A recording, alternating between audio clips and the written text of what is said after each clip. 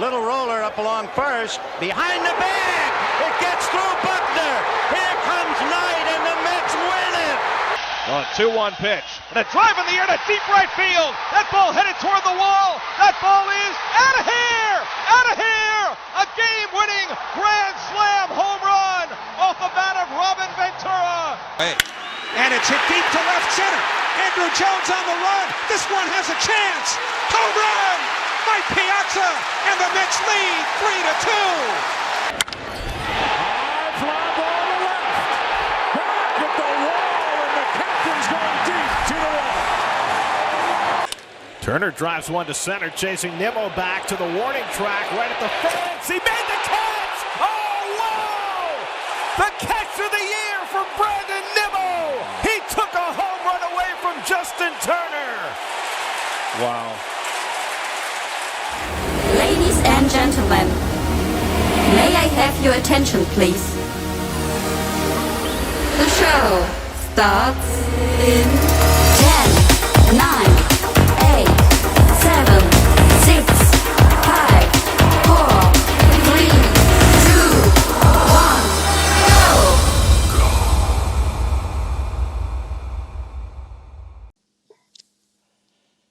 Episode number 17, the Say Hello podcast. My name is Casey Lynn. I'm joined by my co-host, former Met, former Major League pitcher, former baseball player his whole life, Bill Pulsifer, as we embark on episode number 17. Before anything, this podcast is brought to you by roots-recordings.com. And first of all, Bill, it's been a while. Yeah, How in the hell are you? I'm actually quite well. Just got back from Las Vegas, spent the weekend in Las Vegas this past weekend. So had a blast and recovering a little bit, but had a great time. I guess whatever happens in Vegas stays in Vegas, right? Well, I mean, nothing crazy. I mean, we went to the Sphere and saw the U2 concert, which was incredible. The building's incredible, and the visuals are just out of this world. I don't even know how they come up with anything like that. But and then went to the Raiders-Vikings game, so got to see one of the worst football games of all time. So that was interesting. Raiders-Vikings. Yeah, 3-0. 3-0. Scored of the fourth. Yes. Okay. Come the fourth quarter, we were hoping for 0-0 final through overtime. That way we could see something that probably hasn't happened very often. I think one of the guys in our suite said that I think it had happened in 1943. There was a 0-0 tie. So we were kind of hoping for a 0-0 tie just for historical relevance, I guess. Okay. Well, I remember seeing that score, and who knew that you were in attendance to watch that debauchery? I thought the Jets-Giants game was going to be the worst football game this season. But lo and behold, I got to watch both of them, and one of them in person. Well, how's the arena over there in It's Las nice, Vegas? very nice. And we were in a suite, so it was even that much better. But very nice. Cool. A lot of Vikings fans there, actually. There's almost probably more purple there than there was black. But I guess it's, the Vikings are more in the playoff hunt than the Raiders, so I guess that makes sense. And I think the Vikings, they just have a bigger fan base, and like they're more just crazy over there, in Viking land. So they make the trip and whatnot. What the hell do I know? Right. So here we are. It's been a couple weeks since the Say Hello podcast has been in people's ears, people's homes, on their phone, wherever they get it. If you're watching us on YouTube, Say Hello Media, thank you very much. You get to watch our beautiful faces. Or if you're listening on wherever you get your podcasts, whether that be Spotify, Google, of course, Apple, wherever, we thank you very much for tuning in. Bill and I have a lot to get to. It's been 2 weeks since we've had a show. And B, there's a lot to talk about. I don't even know where to begin. I guess we could start, Bill, with the news that just came out earlier in the week. And it's big news. Ronnie Mauricio tore his ACL in the Dominican League. And that is going to change a lot of things going forward for David Stearns and the Mets. I get why he was there. 5 games, And just the way that he tore it, I don't know if you saw the play. It was just a secondary lead off of first. It's And crazy. he limped off the field on his own power. It was described as a cramp. And tests in New York showed, nope, full tear of his ACL. He's going back, I think, to Florida for more tests. But David Stearns had said that the third base position, which was last in the league last year in OPS combined, just took a major hit. They said they were going to go in-house. And the three candidates, Beatty, Mauricio, and Vientos. Well, what's his name? Mauricio was probably, in my mind, the leading candidate just for his tools. He's gone.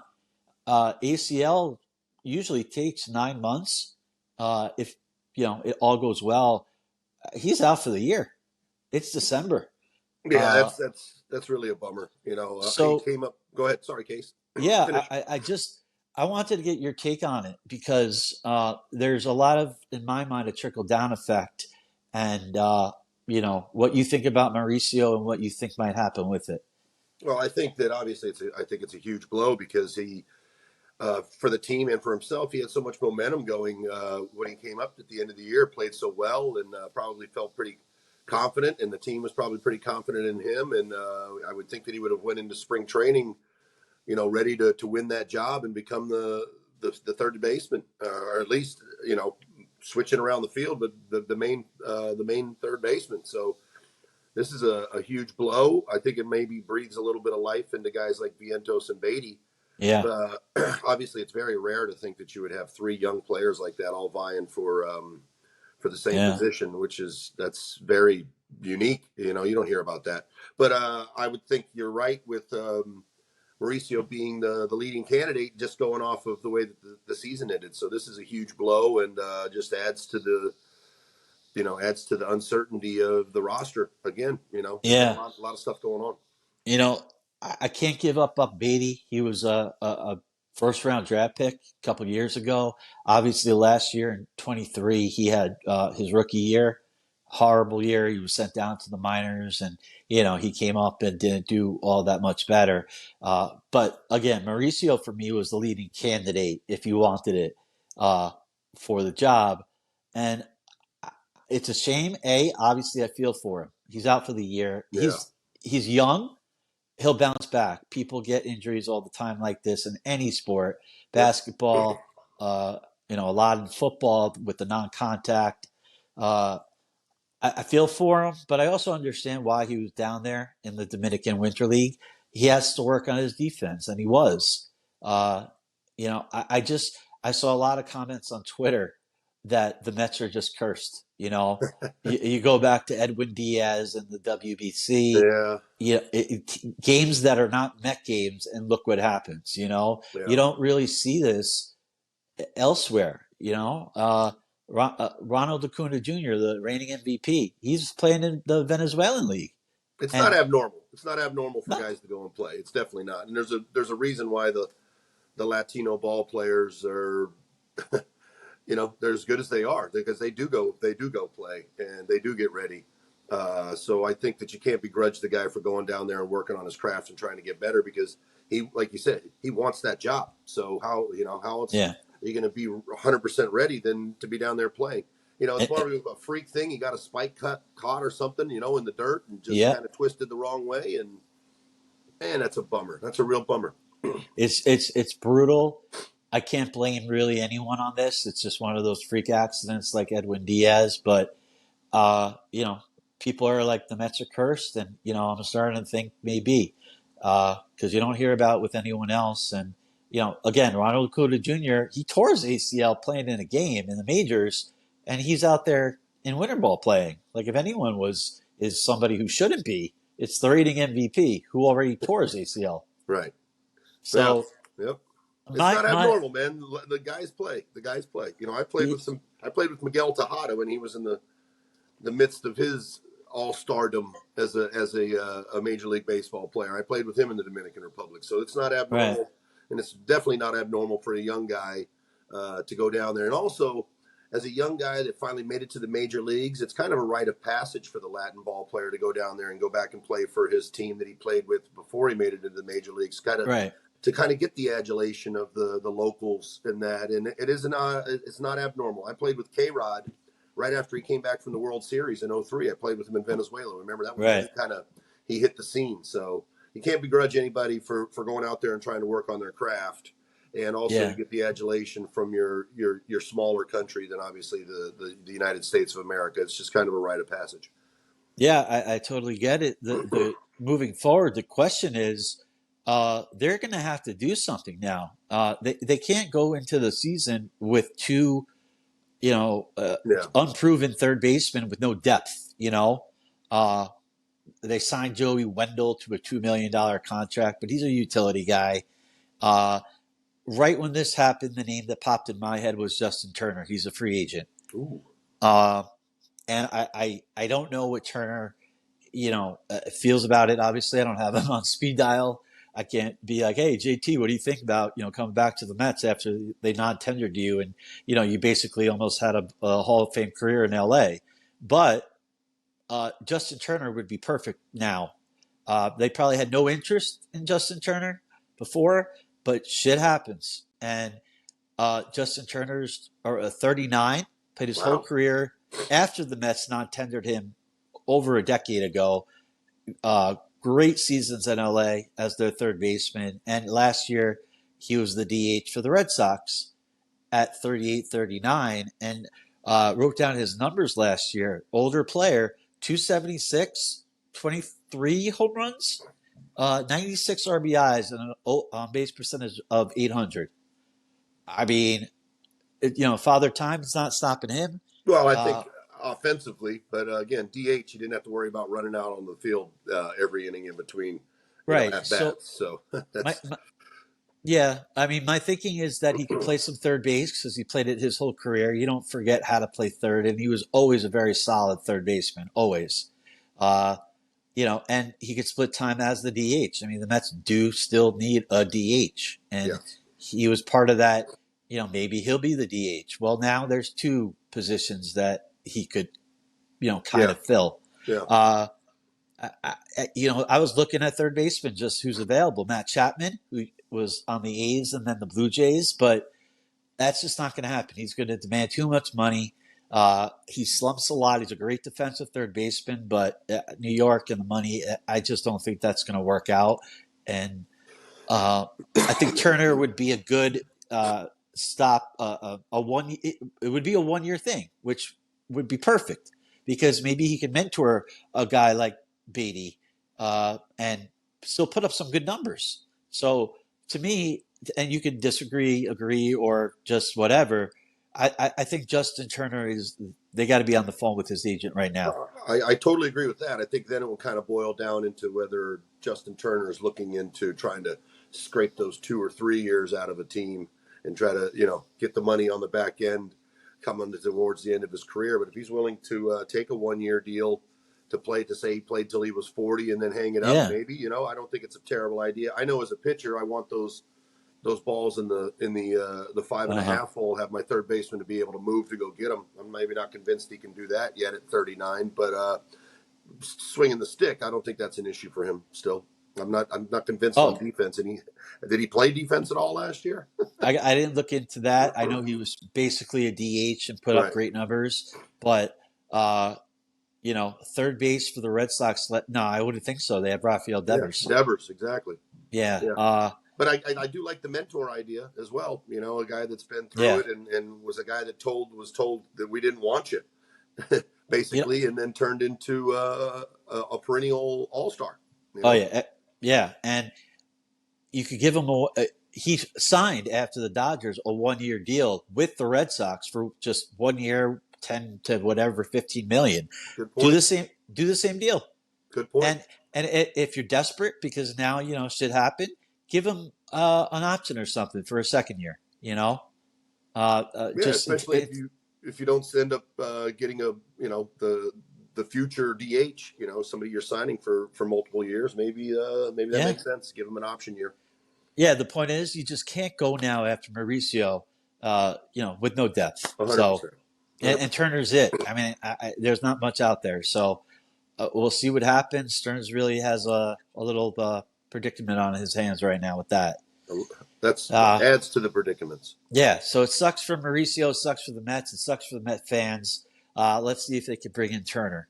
That was news that just happened. And moving on, again, we haven't had a show due to personal reasons for a couple weeks.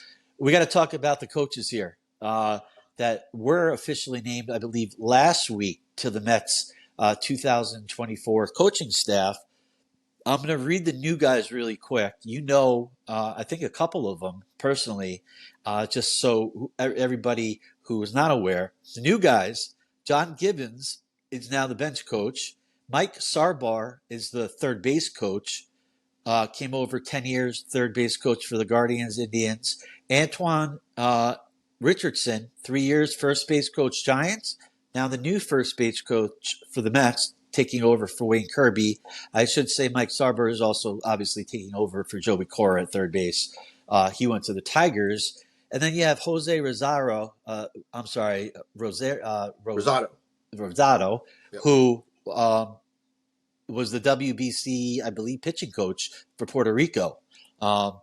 So he's the bullpen coach now. Those are the new guys coming back. Jeremy Hefner, Eric Chavez is now back to the hitting coach with Barnes, and they have a Danny Barnes with a hitting strategy position that I have no idea what the hell he's doing with that. But I want to get your take. I believe that you have a personal relationship with a guy that I love the signing. I freaking love it, John Gibbons. Tell me about it. I think so far that's the biggest thing that they've done.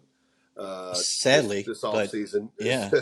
And I think it's a great signing. Obviously, it's a guy who, even though he's not well known, he was an 86 Met.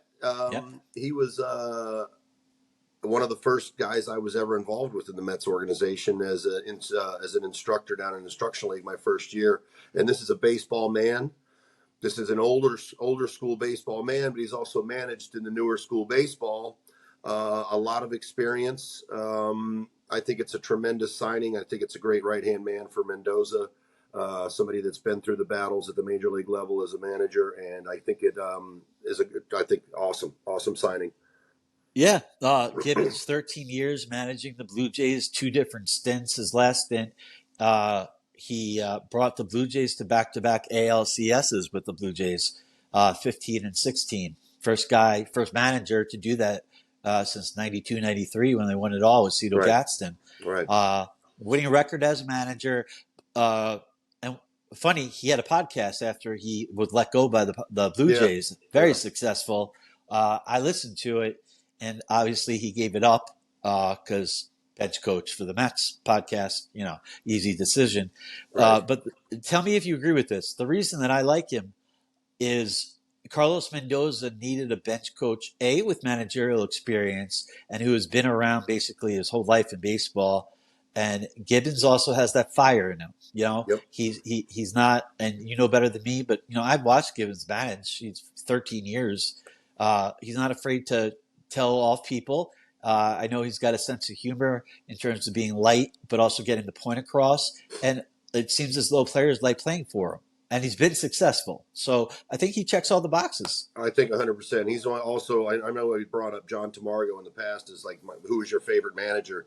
As somebody that I learned a lot about how to play the game of baseball. And I put John Gibbons kind of up there as well, with just because I did 3 instructional leagues with him. And then when I was coming back after Tommy John surgery in 97, he was the manager in St. Lucie. So I actually played for him as a player, not just as, in an instructional league player. Yeah. He's another one of those guys that I feel like taught me how to play baseball. Even though, I was a pitcher, it didn't matter. It was just how you conduct yourself and how you go about your business. And he is, he is perfect.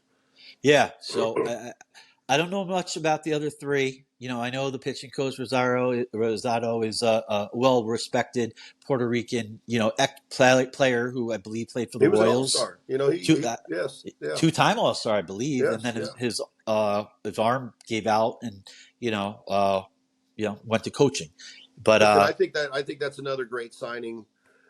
Because we're adding more people that played at the big league level for an extended period of time to deal with young players and teach them or show them how it's done. I think that signing of people that didn't play at the major league level and having them telling people how you're supposed to act and how you're supposed to do things at the major league level, I think that's convoluted and that doesn't make sense.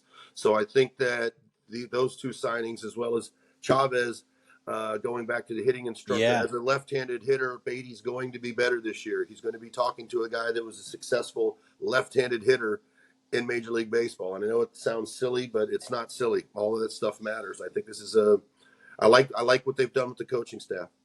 Yeah, it's a big deal. A couple, Mike Sarbo, the new third base coach, 10 years under Tito Francona, so he's got the experience over with Cleveland. And a little fun tidbit, Antoine Richardson, who is now the new first base coach, he, I believe, only played like 18 games in the majors and went to coaching, but he scored the winning run on Derek Jeter's last game-winning hit at Yankee Stadium. So, it's kind of rare that he only had X amount of games, very little, and he, is part of that little history of, Jeter's last game with RBI at Yankee Stadium. Right. And then, I like it. I do too. Let's see what they can do with the coaching staff. We got to move on because, Hot Stove is off and running. The winter meetings were kind of not so hot. They were kind of cold. But there's people holding the off-season hostage, man. Well, one of them who was holding the off-season hostage, as you say, Shohei Ohtani. And it comes out after that whole plane thing where everyone thought he was going to Toronto and that fiasco. And I have my conspiracy theories about what went down on that Saturday, or I think it was Saturday of last week. But we won't go into that. He signed with the Dodgers, which I believe, tell me if you agree, we all thought he was. I think I did. Quote unquote made the most sense, with the Asian population, with the tie, with the Dodgers and Japanese players. Obviously, Hideo Nomo being one of the biggest names to come over ever, really. And the mania that took over with Hideo, I think. Oh yeah, sure, it makes sense. It absolutely made sense. We were hoping that it made sense in New York, which I think it made sense in Queens as well, or even in the Bronx. But I think that this is not surprising that it ended up being the Dodgers. No, and the Dodgers didn't do anything in the offseason the year prior because they were primed to get Ohtani. And they did. The big thing, you put them with Betts and Friedman and, Muncy and what a 1 through 4. But the contract is what it came out the next day, and everyone did what you just did, kind of like, what in the hell is this? Unprecedented. $700 million over 10 years, and basically all deferred. He's taking $2 million for every year of the $10 million. He's making $20 million over the contract, and everything else is deferred with no interest. $68 million when that contract ends every year. It's legal. It's in the CBA agreement book. They found it's not even a loophole. It's there. They agreed upon it. There's so many ways we could go about this. I'll go about it first, real quick. They did nothing wrong. They're allowed to do it, and Shohei makes so much money off the field that he is able to take $2 million per year for 10, and he'll still make $52 million every year up from endorsements. And then he'll make his 68 every year for 10. It's mind-boggling money, but I think he's the only one that could do it. It was his idea, and it's going to affect baseball big time. And I wanted to get your take. It's unprecedented, and I don't know if it hurts baseball, helps, pisses off Steve Cohen. I have no freaking clue. I think it's probably a lot of all of the above there. Obviously, I don't think it's just changed baseball contracts. It might have just changed sporting contracts in general, especially for the the upper echelon superstars, which obviously Shohei Ohtani is. I Yeah. think the amount of money is very, very surprising, being that while he has been unprecedented as a player with what he's able to do, he has yet to actually be the best at either one, pitching or hitting. So I don't know, a 39-year-old Shohei Ohtani on the mound for whatever the amount of money that they're going to be paying him on Shohei Ohtani Day, we're going to have, I guess, like Bobby Bonilla Day. Yeah. I think it's an extraordinary contract. Shrewd business move by him and his agents. Brilliance. Man, I can't believe they gave him that much money. 700 million is absurd. I don't know. I think that we've learned over the years that 10-year contracts are not successful. They're just not. But I guess that's just kind of what you have to do. And I guess the Dodgers have decided there's going to be enough Shohei Ohtani jerseys sold over the next 4 to 5 or 6 years that the last however many years it is, it's not going to matter. I mean, they've decided that they're going to make that money. And it sucks that he's going to be out on the West Coast again because, we don't get to see those ball games. But, game-changing, sports-changing contract. Yeah, there are not a lot of athletes that can do what he did. I think he's really the only one in Major League Baseball that could do that. Yeah. But, props to him and the Dodgers and his agents for getting this done. The Dodgers are being hit with the luxury tax of $46 million, not $70, because the everyday value of the contract now is that 46 or $460 million, basically. So we'll see what happens. It could be a horrible contract. He's coming off of Tommy John. He's not going to even pitch this year. So no one even knows about him pitching. I think a lot of that money is just we're going to get it back from people wanting to see us, wanting to be around him. And that can only last for so long, though. He's still going to have to go out there and perform.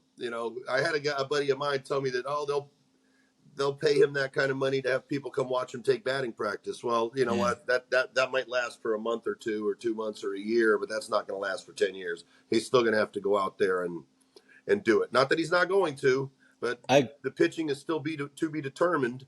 And the hitting, I mean, look, man, I know we talk about Justin Turner at 39 still being able to do it, but at the amount of money they're going to be paying, and we're not looking for 276 and 23. We're looking for 320 and 45 and 115. So, right. But good for him. Good for him. Sucks for the Mets because we would have loved to have had him as well, obviously. But on to the next one. He didn't want to come to the Mets. Steve Cohen's on record saying his agents never even contacted him. Really? So, yeah. Look, a lot of the Japanese guys like to be out on the West Coast. That's been a thing. It's closer to home.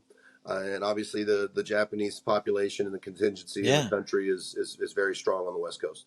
I believe he has a house in Newport Beach. I don't even think he has to sell it. I think he could take a 30-minute commute, and stay in the home that he lived in when he played with the Angels. So, and the biggest thing is that when this contract's up in 10 years and he decides to retire at 38, 9, you can move the hell out of California and not pay those taxes. Absolutely. When he gets his $68 million a year. Brilliant. Unbelievable. Brilliant.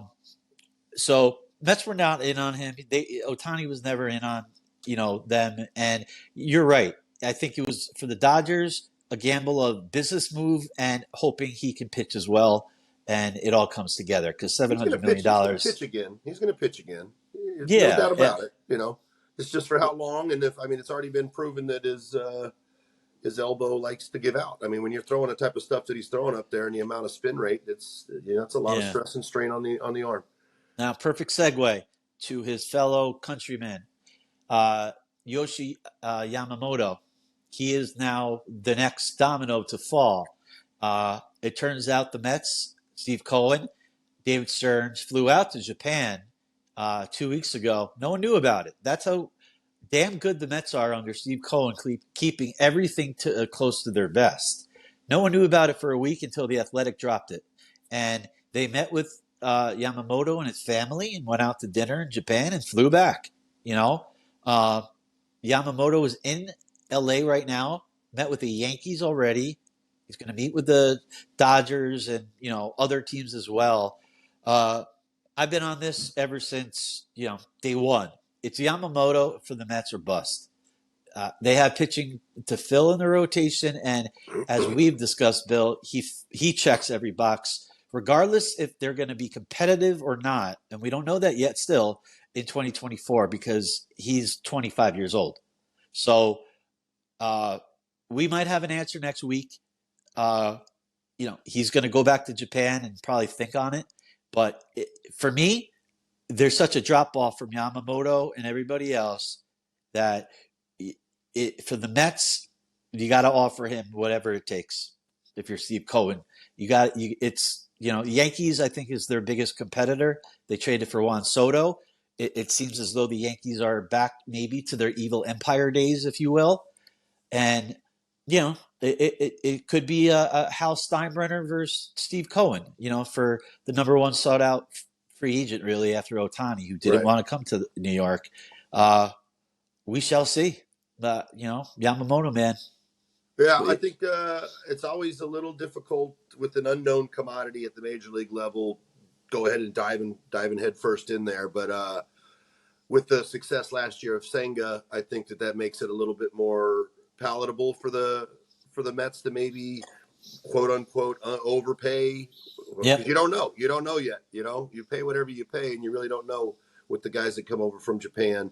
But obviously his success up to this point and his age being, like you said, a big factor, being ready to be in his big girth of his prime of his career. I think that you got to see what you can do about signing him. Obviously, I think if I'm Blake Snell, though, I'm waiting until he signs because I've got 2 Cy Young awards in my back pocket. So whatever you're giving him, a guy that's never even played an inning in the major leagues, I'm going to be sitting around waiting to tell you got to give me more money than him. So it's going to be interesting, but it'll be nice for these dominoes to start to fall a little bit for sure. Yeah, and also I agree with you on Blake Snell and also Jordan Montgomery, because it just makes sense. Wait for Yamamoto to bring up more of the price of starting pitching, and then go get yours. So 100%. I totally agree with you. It will come to an end, and hopefully, for Met fans' sake, he'll be a Met and not a Yankee. So, it's a big deal, Yeah, for sure. Because after, like I said, big drop off after him. So I think then I know you're not a Snell guy, but it puts him right there. Then the next guy that they need started pitching. Sonny Gray's out there, I guess. He might give it another shot in New York. He's got to walk away from New York and go kind of reinvent himself or find himself again. So maybe he would be another possibility. Sonny Gray signed with the Cardinals, actually. There you go. So check him off as well. Check him off the list, and also check off Eduardo Rodriguez, who he pitched for the Tigers last year, opted out. He's had some crazy stuff going on the last few years where he even disappeared at one point in time. So. Well, he got paid 4 years, $80 million, incentives up to $100 million. Who did he sign with again? Arizona. Okay, all right. So, those 2 are off the list. Aaron Nola's off the list. Went back to Philly right away. I would have loved to have him too. So my guy, to be honest with you, who I'd like to see them make a play for and maybe give away some of the guys that they traded for last year is Glasnow. I know we brought him up before. I like him. I like him now. Fully recovered from Tommy John and still, what is he? I think he's only 30, 31 years old. So I wouldn't mind if they made a play for him as well. Dodgers, as of right now, are in on him. Because of Shohei and not taking, that big hit for the tax reasons. Yeah. They can add a Yamamoto or a Glasnow by trading and add on, Glasnow is making a lot of money, $25 million a year. And Stearns is on record saying, and it's all poker. They don't want to trade prospects, especially for a rental when they just restock the farm system. We'll see if that's true. Somebody's got to start these games. How's your arm feeling? Right. It was all right in fantasy camp. I could get 55-year-old lawyers out, I guess. Yeah. Well, again, for me, it starts with Yamamoto, and then there's a plan B and a plan C. And, we'll find out what it is. There's that other Japanese guy, Imnagnata. I can't pronounce his name. He's 30 years old. He's kind of like a Senga. He's a left-handed pitcher, over 1,000 innings in Japan. So he's like a veteran. Right. I could see the Mets going after him, but it really does start with Yamamoto. I would love it if they got Glass now. I just don't see the Mets trading prospects for him, you know. But if they can't get Yamamoto, and I don't want to put that in the universe, Right. who the hell knows? Yeah. You know, Like you said, there's got to be a plan B, and that maybe we're looking into. Maybe we are trying to possibly trade some of those prospects. Yeah. Real quick, because I wanted to ask you this a couple of weeks ago, and finally we're getting to it.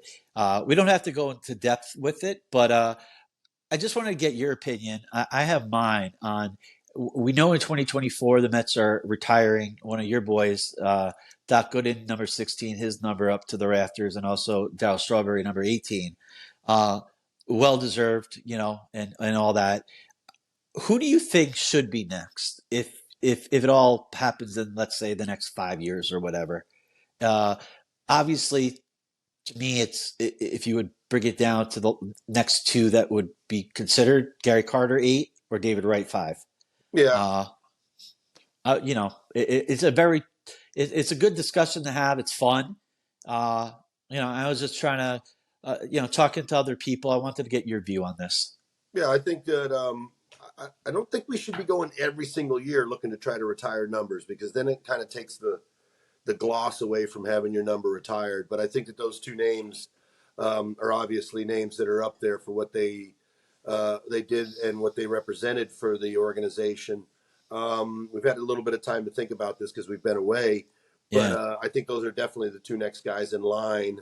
And while Gary Carter did have a World Series championship and was obviously integral part of that championship and was kind of the captain that wasn't the captain besides number 17 and Keith, I think that maybe you might have to go with David Wright first, simply because of the longevity of his career as a Met. And then maybe after we get 5 retired, then maybe we look into 8, maybe a little bit further down the line, maybe. But I know it's unfortunate that Gary Carter's not with us anymore. Okay. But maybe at some point in time he is as well. I mean, I wouldn't begrudge them if they wanted to retire number 8. The guy meant a lot. Came over and kind of became in a way, kind of like the father figure or the big brother figure of that 86 Met team. So that meant a whole lot. And obviously the 86 Mets is still what we hang on as Mets fans because we haven't got that next World Series championship yet. But, 37 years. Yeah. It's not. We're not going to dwell on it. We don't dwell on it. We keep going forward. Hold on. 37 years. How about there we that? go. Better? Right, there we go. But I think maybe David Wright first. I hate to say that because 86 Mets is obviously that's what I'm not the only guy, but that's the team for me. Yeah. It will be the team for me. But I'll say this. The Mets have not issued number 8 in like 20 years. So that's a telltale sign. I used to tell Doc all the time, man, I get mad every time somebody had number 16 on over the last 37 years other than him, Right. Because of what he meant. And now it's nice to know that he's going to finally get his due and have his number put away, which is, I think it's outstanding. Yeah. And that's usually a telltale sign that, you don't give away a number for 2 decades, Well, nobody's wearing 5, right? No, not at all. And no one will. And no one will. No. So, trivia question. Who was the last player to wear number 8 for the Mets? You know it? I don't. Desi Relaford. Desi Relaford. Early 2000s, I want to say he wore it. Yeah. Wow. Yeah. Shortstop, cool. middle infielder. Yeah. I remember Desi. So, we'll see. Gary had a couple good years with the Mets and was that final piece for the 86 championship.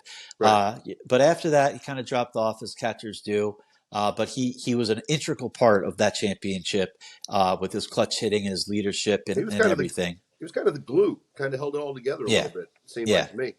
Yeah. So I think eventually, and I agree with you, not every year, but spread out. It doesn't have to be next year, next 5 or 10, but I believe both will be up there. I think eventually I agree as well. Okay. Well, moving on to your favorite segment, the mailbag. We got a couple questions, and we actually got 2 questions from one Shay Hello Podcast fan. But we will start with your boy, as always. That's right. NYMGI asked, Bill, with free agency about to get really going. I know David Robertson serves as his own agent. Are you surprised more players don't do this? I'm honestly not surprised, simply because of the buffer between front office and player. I think that's a Okay. good thing to have, where your agent can kind of go be an asshole if he has to be, and it doesn't have to be you. So you can kind of have that buffer zone between you and the front office, because if they might do or say something that might not make you real happy, you know, Yeah. you might want to have somebody else dealing with those emotions. That's what they get paid to do. Obviously, David Robertson must be a very, very intelligent gentleman. Yeah. I wouldn't have been able to do that myself. Not surprising. Not surprising. Okay. And also maybe, he doesn't have to pay the agent the cut because he Well, is the agent. yeah, and he doesn't make the $700 million contract, so I Right. guess for him, every other dollar that he can put in his pocket, it counts.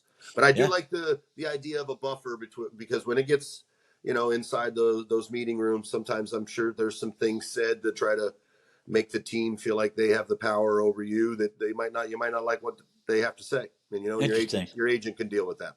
Okay. Yeah, I understand that. Yeah, good point. Jimmy Langs, he has a question. Bill, did you grow up a Mets fan? And if so, how cool was it to be drafted by your favorite team and then play for them? Well, I absolutely did grow up a Mets fan. I think we went through this before, where I had WTBS, WOR, WGN, and Home Team Right. Sports.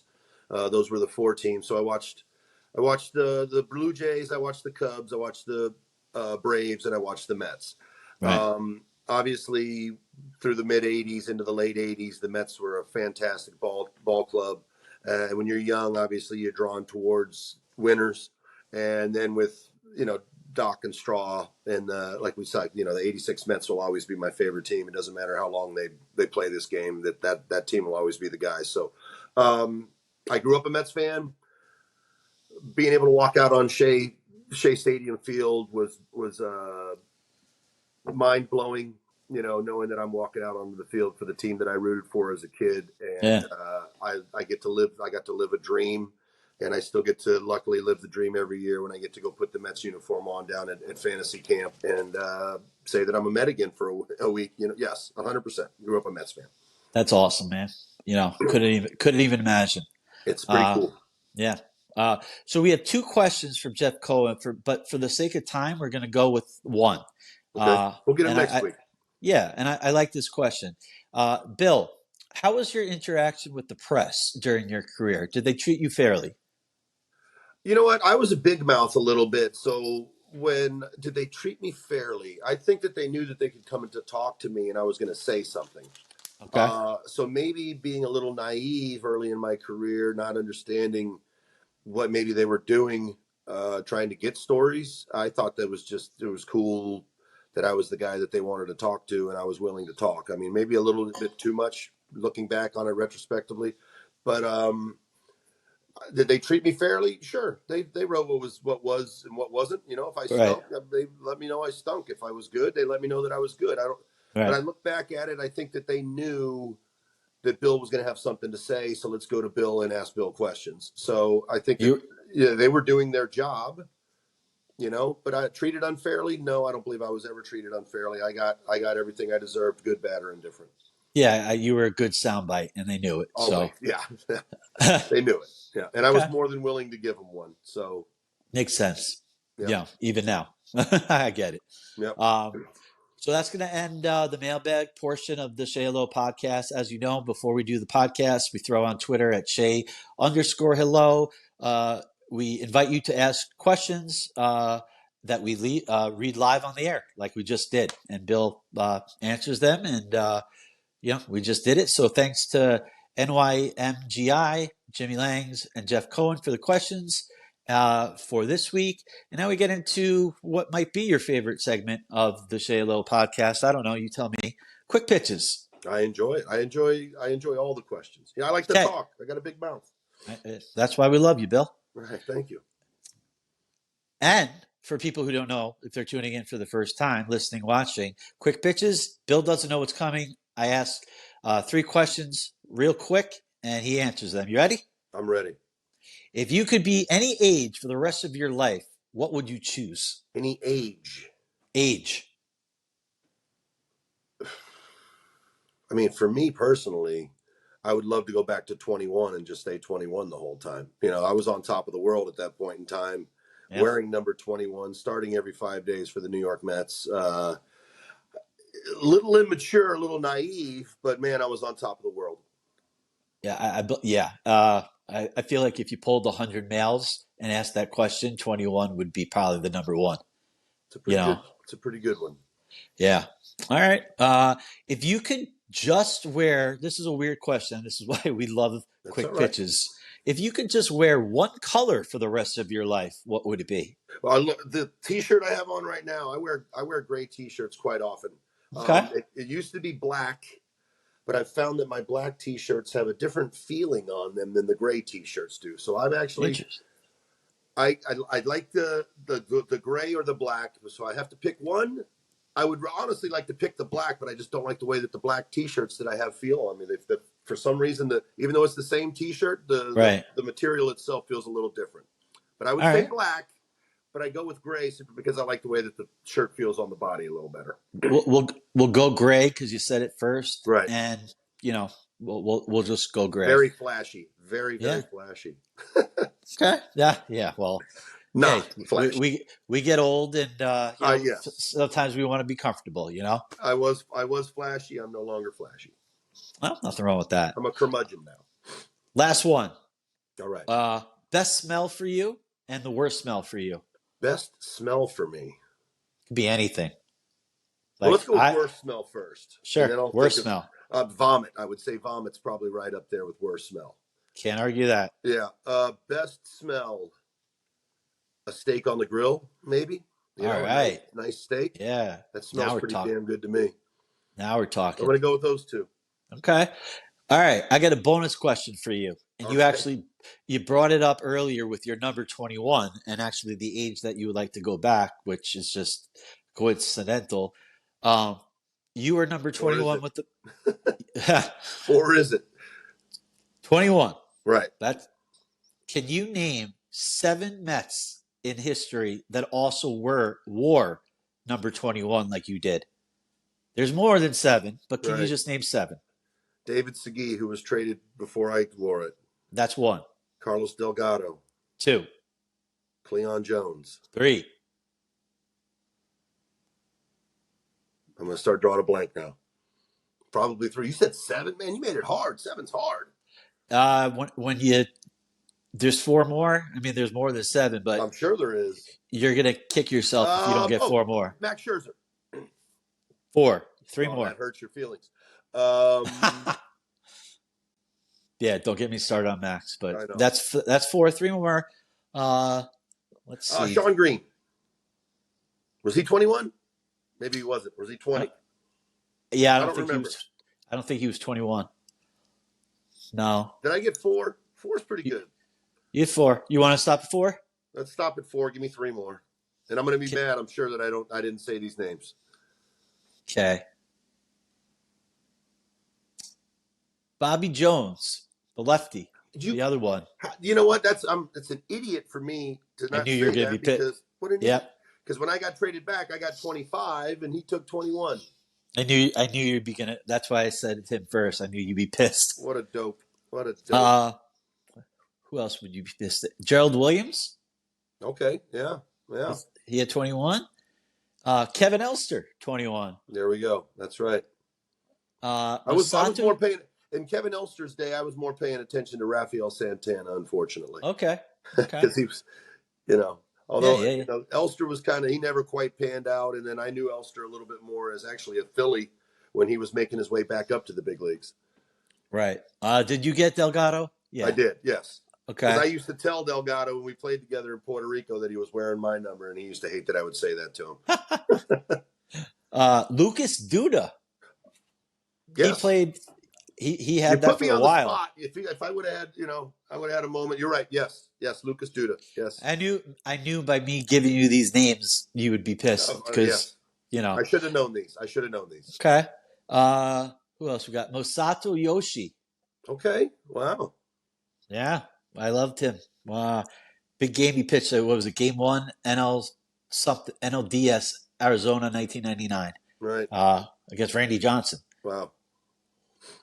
And then just to finish some names off, Todd Frazier wore it. Billy Hamilton wore it for a year. Yes, he did. Rich Hill wore it for a year. Yes, he did. And I was just thinking about Rich Hill because I was looking at free agent pitchers. Yeah, Rich Hill's been on every team. You got me. Yeah. You got me. I knew these names. And two that are really hard, and there's more, but two that probably no one would get. Ed Kranepool. He actually wore it for a couple years, but everybody knows him as 7. Right. And then the last one. Which is a derivative of 21. Yes, very much so, yeah. And then the last one that probably no one would get, it's a good trivia question, Warren Spahn back in the day. Holy cow. You wore Warren Spahn's 21. I didn't know that. I thought because he was 21 as a Brave. Yeah. And he took Milwaukee that. Brave. I didn't know that he was a Met. Very early 60s, not long. Wow. Yeah. All right, that's cool. Yeah. So very cool. You got 4, and we know that you knew more. But, I knew more, but you put me on the spot, and I froze up. That's the idea, Bill. There you go. You got me. That's going to do it, folks. It's good to be back here on the Say Hello podcast. It's good to stump you with 21s that you and Hall of Famers and other dudes wore in the Mets history. Right on. And I want to thank everybody who put in the mail questions. And I want to just say thank you for everybody who listened. If you haven't subscribed, Say Hello Media on YouTube. Also follow us, like us, leave us a comment there, or wherever you get your podcast, Spotify, Apple, Google, all good. Follow us, leave a comment, like us. Good to be back. Like I said, Bill, any final words? It's been a while. Anything on your mind that you just want to get off? Good show. Good to be back. Good to see you again, Casey. And thanks to everybody for listening. Great questions again. Good job stumping me as well. And enjoyed doing it. It's been a while. Enjoyed it. Highlight of my day. You're going to go through Mets numbers again, and you're going to be like, how did I not remember? I'm steaming inside right now. And I am very happy about that. So that's going to wrap up episode 17 from Bill and I. And it was a pleasure. So wherever you are watching or listening, stay safe, and have a great rest of your day, guys. This has been the Say Hello Podcast.